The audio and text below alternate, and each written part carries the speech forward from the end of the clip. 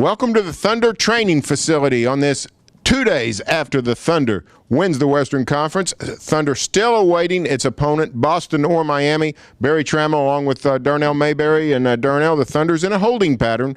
Still don't know who's going to be the opponent in the NBA Finals. Yeah, it's either going to be Boston or Miami, and I think Scott Brooks made a great point. Both teams won on each other's floor, so just because they're in Miami for Game 7, you're not going to automatically assume that the Miami Heat are going to beat the Boston Celtics and move on. So the Thunder really has to prepare for both teams, and they're breaking down film of each team, as Scott Brooks said today, going back and watching the games that they played against both in the regular season and seeing, what clues there might be in those tapes that they have in the video room that they can sort of learn from.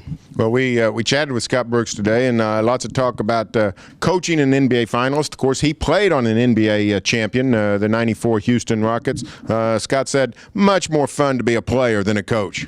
Yeah, even though he didn't play that much. I mean, I thought that was kind of funny.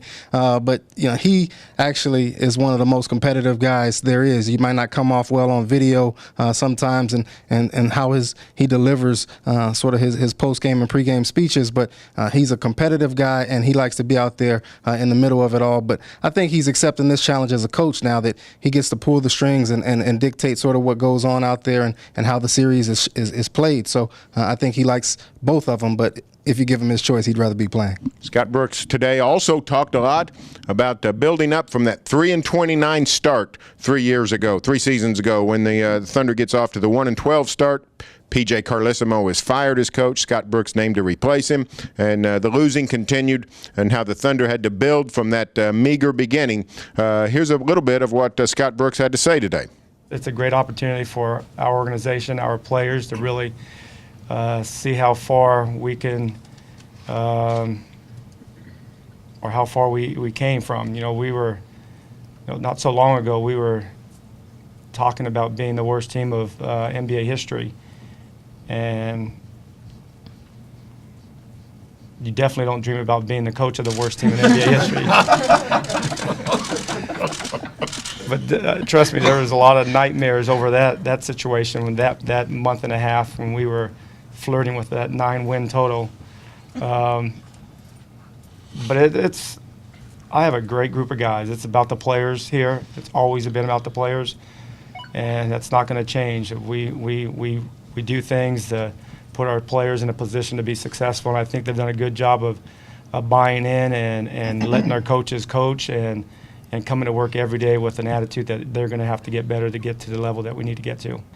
But what kept me going when we were 3-29 was the work that Kevin and Russell and Nick was putting in. And a lot of times when you have a bad record, the work the next day in practice shows that you have a bad record, but it never showed. You can come into any of our practices back then or watch some of our film that we have on some of our practices back then. You would never have guessed that we were 3-29, the way they were attacking each practice and looking forward to challenging each other to get better. But that's what kept me going at that time, because if it wasn't for that, I would have been looking at our record and say, oh, there's my chance.